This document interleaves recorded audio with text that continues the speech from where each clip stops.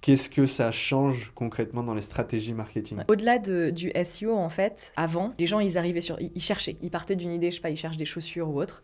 Ils vont taper sur Google une requête large du type chaussures Bordeaux. Et là, ils y vont aller sur plein de sites différents pour essayer d'analyser lequel correspondra le mieux à leur demande. Et à terme, du coup, ils arriveront sur un site qui va leur parler.